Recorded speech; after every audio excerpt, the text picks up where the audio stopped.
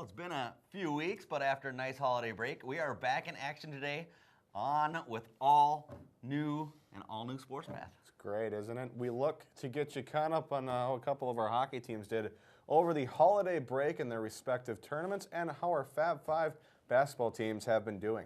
And I will have a story on one of the best basketball players in the state and also about gymnastics. Well, the SCHWAN'S Cup is a hockey holiday tournament that brings out many of the top teams in the state. The tournament takes place during the Christmas break, and Hill Murray is one of our teams that participates. This year was no different. Hill Murray beat a good Minnetonka team 2-1 in the first round, then had to play the Burnsville Blaze. Here we are, down at Ritter Arena. Play. Normally at the X, this year they moved it over. A lot of people like that. And right away, Brian Black with the ball. Yeah, Hill Murray jumping out front, jumping on top against the Blaze. They beat them once earlier this year, and we're hoping to do so again. Here's another goal. This time I believe it's Zach Lavelle getting one of his goals in there. Possible Mr. Hockey candidate. We'll see how what happens in March. Burnsville fights back, though. At this point, it was already 5-0 before Burnsville was able to strike. Hill Murray just kept pouring it on. Another goal there. Final score ended up being 7-2. Zach Lavelle ended up with a hat trick as Hill Murray would advance to the championship game of the SCHWAN'S Cup in the gold bracket. We spoke with Zach Lavelle. Zach Lavelle of Hill Murray Hockey. And Zach, tonight you guys had a good game against Burnsville. You've met them once before, you beat them before, but tonight it just seems like you guys owned them. What did you learn from the last game that helped you in this game? Well, I mean, last game was a lot closer game. I think it went into overtime, but like Coach said at the beginning of the game, just be all over them, and that's what we did. I think it was at one point it was 20-2 in shots. I mean, we were just peppering them, and they ended up switching goalies in the middle or during the first period, I believe, and that's just what we need to do from here on out is get strong starts like that.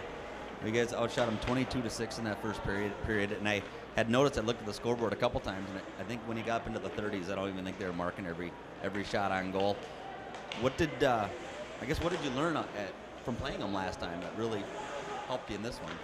Well, they have some skilled players. I mean, I played in the league with a few of their guys. They're fast. Sheehy and Team are fast players, and we knew we needed to shut them down and get a lot of shots on goal and crash the net.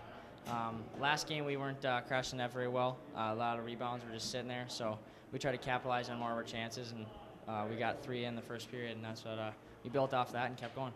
And you got a very pretty feed on a goal tonight.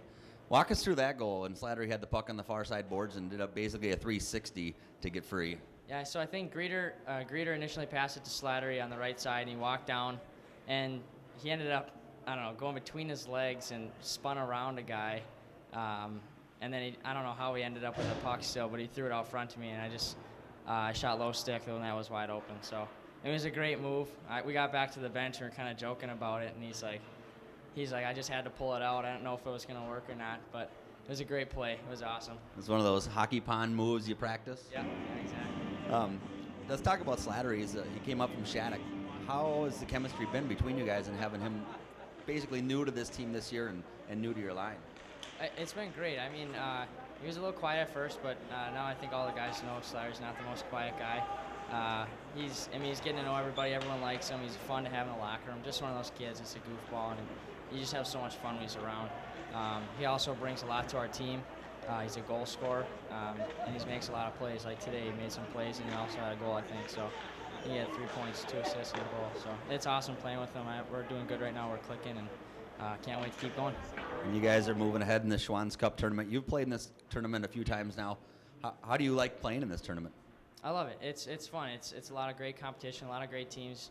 I've been fortunate enough to play in the gold division every time with Hill Murray for 4 years now. So it's so much fun, and just like I said, great competition, and every game's a good game. So it's never usually a blowout. It's always a good game. And you guys may get St. Thomas Academy again. They're playing actually here momentarily against Breck for the to get into the championship. You guys owe them one? Definitely. You always like playing St. Thomas, and when you play them, it's your best game of the year. You always want to beat St. Thomas. I'm friends with a lot of the guys, but you like beating St. Thomas. It's a good feeling. All right, best of luck. And I think last time you had longer hair when we got you an interview. Thanks for joining us on Location TV 19. Thank you. Hill Murray outshot Burnsville 44-22 in that game, and they would need to bring just as much firepower into the championship game against the only team to beat them this year, the St. Thomas Academy Cadets. The St. Thomas Academy Cadets, #1 in Class A. As we go to the highlights, in Class 2A, Hill Murray. A couple of #1 teams, a very popular game, and people from all over the state flocked down to the Ritter Arena on the University of Minnesota campus to watch a couple of top teams go at it. St. Thomas Academy moving up to Class 2A next year. Scoring here for Hill Murray. Early, nice play there. Getting in, that was Jacob Olson. He is a sophomore defenseman. You can see the depth that they have already building for the future. Here's another one, and putting it in was Sam Becker. One of the strong defensemen for that Hill Murray team. Both teams very good defensively. And down 2-0, St. Thomas battles back and ties this game up. That's right. 2-1 there. They haven't tied it yet, but it wasn't a 2-point play. Very exciting game, as you said, Tim. It's just kind of battling back. Here's another goal for Hill Murray. Yeah, it was called a goal. They didn't realize it. They kept playing, but so Hill took the lead. Actually, that one did not count. That one counted. That one counted. Now it's 3-2 Hill Murray. There's Mitch Slattery. We'll see him in a little bit here again. Yeah, the transfer from Shattuck St. Mary's. Originally from Centennial. There's another shot and a goal for the St. Thomas Academy Cadets. And then they tie it up here. Big play. Now we have a tie game of 3-3. Shootout. What happens after a tie game and nobody scores in the third period or the overtime period? Well, it's a shootout and tournament play. There's Mitch Slattery finishing it off. A beautiful goal. When a goal kind of went viral almost around the high school hockey realm. There's a bracket from the SCHWAN'S Cup. Hill Murray defeating Minnetonka early and a score of 2-1. Yeah, and people thought Hill Murray might lose that game. They won that game.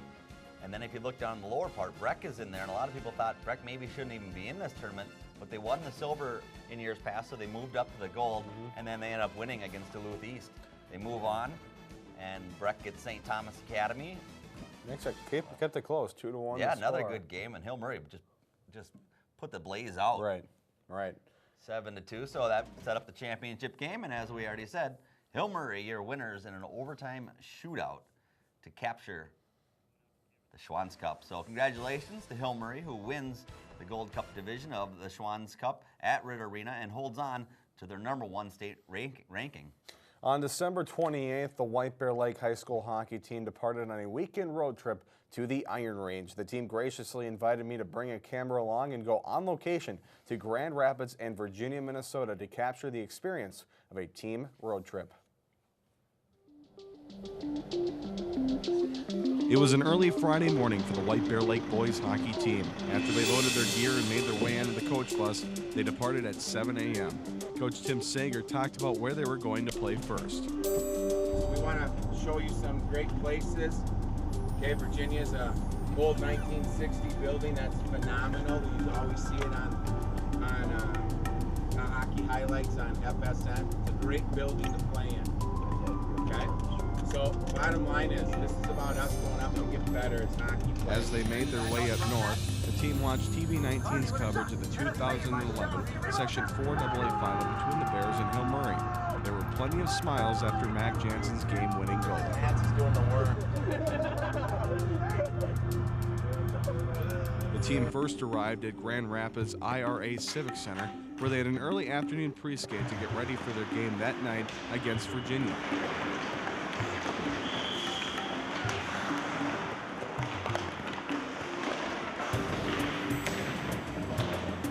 They were able to loosen up after a long bus ride, and after an hour of skating and shooting drills, it was time to wrap up the practice.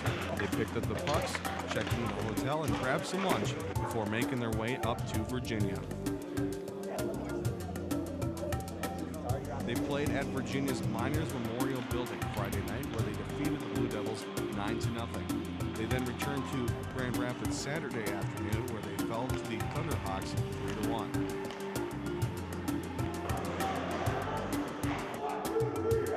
Sager discussed the road trip after they returned home. I was jumping on the bus yesterday morning at 7 o'clock, and getting a good skate in, and then also, driving another hour and a half, check into a hotel, and then play, one of the northern teams up in, nostalgic Virginia Arena, and, had a good day yesterday, and I don't think the competition yesterday was where we thought it might be, but, it was a good game for us to get a little confidence back, and, we got to see our systems work, so, got in late last night, 1 o'clock or so, back into town, or I should say back into Grand Rapids. Got up early this morning and, had another great challenge today with a quality hockey team with a couple of Division I players on it, and played a really good game, but just couldn't put the puck away when we needed to. So I guess the moral of the whole story is as we're looking and developing as a team is to take a look and, gain the experience, to go in a hostile building like what we were today and just play some good old-fashioned hockey and do some things. We didn't get some puck luck today, but we saw a lot of good things out of today. So with this young team, the more experience we can get, the better off we're going to be. So hopefully these types of games and trips will help us down the stretch as we grow as a team.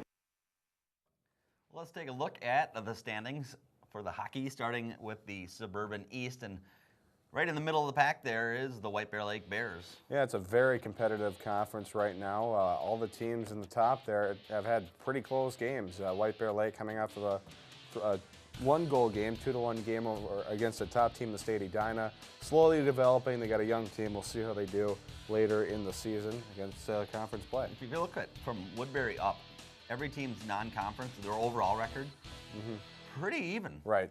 For the most part. Yep, and that's going to be a little different than when we look at the classic Suburban here. Little different, just a little bit. It's Hillmurray, number 2 in the conference, just behind St. Thomas Academy, who beat them earlier this season. It's a tie overall, in the overall because for some reason tournament play is in conference play, but it won't matter because they're not going to face each other in sections anyway. But Tartan on there, they lost to Hilton. They've lost to St. Thomas Academy, but they've won every other game. There are only 2 losses against their 2 conference opponents. That Tartan team is for real this year, but they're not ready to take that step and get past. Exactly. Once they get to knock off a Hill or St. Thomas, then they're ready to be noticed, I guess. It's so hard to be an outlier team in the classic Suburban when you got teams like St. Thomas Academy and Hill every year. True. Jamie. Well, last year about this time, Tia Albert netted her 1,000th point for the Titans. 1 year later, she has surpassed her 2,000th point. Tia not only leads the state in points scored, she also leads it in points per game at 36.2. Tia is only a junior. According to ESPN recruiting site, she's currently listed as the 22nd best at her position and received 5 stars with a scout grade of 90. Mahtomedi's gymnastics team is year in and year out one of the best. In 2012, they were the Classic Suburban Conference champions, Section 4 AA runner-ups, and the Class 2A academic team champions. This year, the Zephyrs are good once again. They recently placed 5th out of 16 teams in the Minnesota Gymnastics Official Association Invitational in Roseville. Mahtomedi will host the Mahtomedi Invitational at 10:30 on Saturday the 12th. All alumni gymnasts are invited. Well, thanks a lot, Jamie. Let's take a look at how Tartan basketball and the rest of our Fab 5 teams have done so far this season. Yeah, to Kendra, Tia Albert, helping her Tartan team in the middle of that pack there. 8-4 overall, good record. But if you just look at the overall records, I mean, most teams are doing pretty decent in that conference thus far. Bill Murray right there, Tartan, Mahtomedi. Right. Mahtomedi struggling a little bit, but they got a conference victory, and that's pretty big for them. North St. Paul struggling at 1-9, but they can always turn it around, right? You got to get hot at the right time. That's right. And White Bear Lake in conference play, not doing too bad in the Suburban East Conference. There they are, 4-2 in the Suburban East. Overall, they're 5-9, but they're keeping up in conference play, number 3. That just means it's a tough non-conference schedule. That's right. And you get 4 victories in your conference and only 2 losses. Roseville doing very well in that conference, so kind of the leader of that pack. Not even kind of. They are the leader of the pack, 6-0 and 12-1 overall. So Roseville having a good year. Forest Lake, 3 conference losses. They were 10-0 going into the conference play. They've got 3 losses in conference, so should be a good final run here as the season continues on. That's for sure. A couple more months. Well, after winning their own Tartan tournament over the Christmas break, the Titans faced conference opponent Hill Murray on the 4th of January. Hill Murray was on a 2-game win streak and looked to continue their winning ways at Tartan. We have a great classic Suburban matchup for you here between two familiar teams. They're both part of our division of schools we follow. And it's Tartan, the home team, versus the Hill Murray Pioneers. Here's a quick break and 2 points. Minutes into this game, SCHW will take it from the top of the key and drain it. And here's a three from the corner, good. Eric Weimer, and he needed that one. Bringing it up, and then he passed off. Down low, nice pass, and the bucket is made. Deep three, made. Nice looking form there by Jerry Butler. Down low, up high, here's the three again. Arcing, nice shot. And turnover. Hill Murray had numbers, but it's gonna be a one-man force here. Jerry Butler with the last 5 points for Hill Murray. Here's Hill Murray, and here's another three. And made. And that one was Klingsporn. And there's a steal. That's what Hill Murray needed. And it looks like this man's gonna just go all the way for the layup. 5 himself. Oh, big block. There's Brody. Oh, they want to feed him. Kicks it out, looking for an assist. And he got it. Shot up, made. SCHW. Shot made. What's going on here? Everybody's hot on both sides. Gives it off to Mackley. Mackley kicks out. Shot from Byrne, and he gets the three. And a foul, 4-point play. And that does it for the first half of action. I have to say, I'm pretty excited for the second half here. We have a game. It's only 6 points, the deficit. Tartan in control by 6. Hill Murray down 6, needs to start making this a game, and that's one way to do it. SCHW's looking for some sort of foul, but he's not getting it. And then the drive, and nice basket there. Made by Kyrie Kirkland for Eric Weimer, and they eventually lose it. Oh, and then there's a collision. Yeah, the replay cut it off there, but Kirkland, oh, that was a tackle. Jack SCHW's a linebacker, I believe, for Hill Murray, and a good one at that, but not necessarily him. Oh, look at that pass. You have to love that. Nice shot. Wow, this kid's exciting. Xavier Hall with another 2 in a close game. Up to the first half, basically. But Tartan just pulled away. 68-48. Player of the game would have to be Xavier Hall for Tartan. He had about 16 points. That's a pretty nice showing. And Michael Hudspeth had quite a bit as well. He had a beautiful game, nice passing. What do you think of Hill Murray? At first, in the first half, it was a very good game. They played with a lot of intensity, and they came out defensively pretty good. But after the game, we kind of opened up and moved the ball a little bit more, and we got a couple good shots. Now, we were told that you had one offer from Morehead State University. You think that you keep playing like this, you'll get more offers? Hopefully, that's what I'm hoping for. But no, it's just we just got to keep working. So. Nice passing tonight, and also a nice off-balance shot. Coach Klingsporn, now you won the conference last year, and you've been to the state championship, and you won it. What do you think this team is like? Well, I like our group of guys. They're guys that really play well together, and they play hard. So they're the guys that have made a commitment to our program. They stuck with our program, and they've done a great job. And is Brody Jackson more a part of your offense, or are you more guard perimeter shooting? Well, hopefully we have both. We'd like to have some good inside-out action. Brody's improved tremendously. He's only been his 3rd year of real organized basketball, so we're trying to implement him a little bit more, but we actually have some senior guards that are really, really tough basketball players. So we're a little senior guard dominated, which is okay too, but we're trying to get some good inside-outside action. Okay, last question. Do you guys think, just a quick answer, do you think you can win your section this year? I mean, I know that's jumping the horse. But. Of course, no doubt. That sounds like a true player answer. You know how coaches are going to always answer. I think we got a great shot. We just got to continue to get better. All right, Coach Mark Klingsporn and Xavier Hall. Thank you, guys. Thank you. Thank you. White Bear Lake boys basketball split a pair of games in Winona at the Warrior Club Classic over break. The Bears lost to Minnetonka but rebounded to beat La Crosse Logan. The Bears then beat Mountains View at Mountains View 69-67 in a very close game. So with wins in a row, the Bears welcomed Woodbury into their den to try and make it 3 in a row.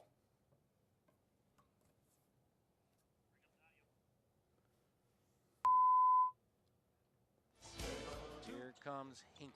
Nice Hink head fake, got his player up, left him wide open. And a beautiful three there, swish. Thus far. Only one foul though, and that's on Woodbury. Nice drive, and they're gonna give him the bucket. Nice play there from Hink. Now here's the deep three, and made! Alec Ross. 3-on-1. Numbers. Claypool can take it to the rim. Dish, and they haven't been. Here's a nice give. Stevie getting it to go. Right, Stevie Elmberg. Up, and it pays off. They get the turnover just like that. Now running with it. Way to finish that layup, Connor Cole. Fumbling with the ball, but why not? Another three, and butter! That time Stevie Helmberg said, take a timeout, Woodbury, because we're back in your face. Oh, feeling it, son. And they're able to stretch that lead back out. Now here's a bad pass, and look out. He can dunk if he wants. No, he didn't. Lays it in, Diallo Powell, he's 6'1". 32-23, and another steal. Powell. Now he will. Oh, Powell puts it down softly. This Woodbury team's impressive, and look at the stealing. Look at this. And a reverse lay-in there by Rob Claypool for his 8th point of the game, and there because that was in his wheelhouse. Woodbury doing good at rebounding, and that turn-away fade shot there by Pat Mulvaney. Back, kicks it out. Jan drives a lane, wild shot, and makes it. Nick Jan. 10-point deficit on location, TV 19. We had a very interesting first half. Here's a three, and good this time for Tanner Hink, who has Hugs was trying to get on the board. Hink still feeling it? Yes, sir. Wow. Taylor Hink has gone mad in the second half here early on. Drive, nice bucket made, foul. Nice play by Mulvaney to take charge. Powell kicks out. Suggs with the three. Trouble inbounding, and then the steal is completed. And an easy two for Mr. Powell. And there's the new guy taking the three, and he makes it. Why not? See the height on that shot? Drive. Blocked. Get that out of here. Just having a game. Powell got up and swatted it. Looking for a new play, but no. It's just going to be a spot-up three. Bo Smith. Drive the baseline back to Suggs. Suggs probably wants this. He puts it up and butter. The duty on him. Oh, here's a three. Why not? It's made. The Royals. Here's another three by the Bears, and they need it. As Ross hits his second bucket of the game. Second three. Blocked, I believe. And a steal. Bo Smith was looking at the ref like, didn't you see that? And then the easy lay-in. Oh, and it was almost not that easy. Extra guy on the floor and blocked again. The White Bears are getting blocked in their last few possessions, and here's a layup made by Claypool. For two still here. Another three. This time made. Wow. Helmberg. This is getting interesting. Now a 2-point game. He's open. Shot. Open. Oh, in and out. You could have took it. Here's another one. Stevie wants Shot. it. Oh, no, too strong off the backboard. And 2.5 remaining, and Woodbury Royals come into White Bear Lake and take this one from the Bears. And the Bears fought valiantly throughout the game, always down, only to tie it. But they gave a lot of heart, and the Royals proved they are the better team tonight. Well, to make people feel better, the White Bear Lake Bears JV team won earlier in that night. Here's where the Bears sit in the Suburban East Conference, right in the middle of that pack, all 500 record in the conference and out of conference. Roseville area, once again, one of the better teams in that conference, leading the way, if you will. Going over to Classic Suburban now, Hill, Murray, Tartan. They're middle of the pack. Mahtomedi, number 3. Mahtomedi, good team. Really. They beat Tartan actually this year, and Tartan, it's kind of they got a target on their back. Everybody always wants to beat Tartan, and Mahtomedi did just that this year. That's Tartan's one loss in conference this year, one loss overall this year. So that looks to be a very good conference once again, and Richfield looking very good this year. Very good, very good.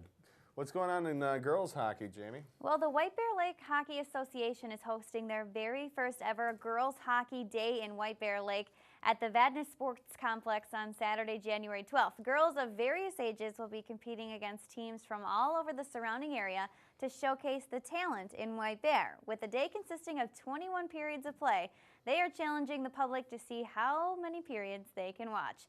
The day will be finished off by the varsity game as they host Creighton-Durham Hall. It will be a day of girl power. Girl power. The Mahtomedi Zephyr Alpine ski team had a nice showing at the Wild Mountain Invitational. The Zephyr girls finished second overall out of 23 teams. Wow. They're good. That is very awesome. Well, you know what? It was a great show. First of the year. Very excited to see how these teams do as the winter sports season. I think we've reached our midway point now. Everything's going to start going into some section play, so it's going to be really fun to see. Bring Jamie onto the set here. Yeah. Hi, Jamie. Hi. How you doing? Great. How are you? Good. Well, you know, that's going to do it for this edition of Sports Path. Be sure to tune into our next live edition on January 23rd, and be sure to follow us on Facebook and Twitter. Your comments are always appreciated. From all of us here at TV19, thanks for watching. I'm Jamie Dustin. Special thanks to Danielle and Alicia from White Bear Lake for watching once again. I'm Tim Peterson. I'm Zach Halverson. And that's your Sports Path.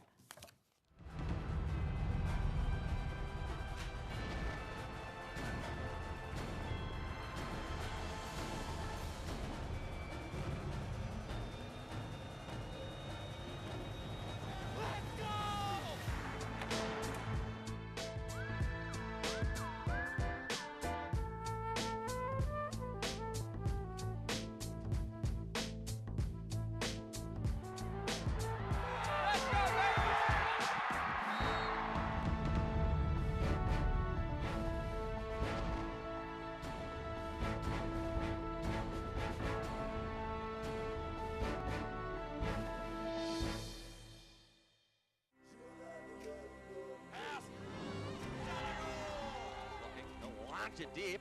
A lot of down there. Can he catch up to it? He can. He's into the end zone. Touchdown. Zach, what an exciting game you guys had. Running room. Cuts. Touchdown.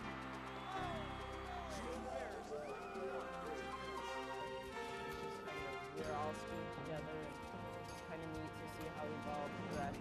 Albert throws up the 3. Good. Pioneers with a good opportunity.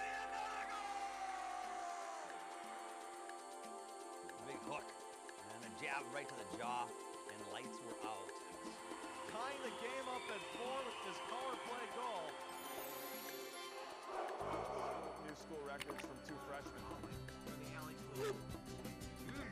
I want to remind you, anytime you want the latest and the best of Northeast Suburban area in sports, tune in to TV19. You will get the best coverage. Don't forget that.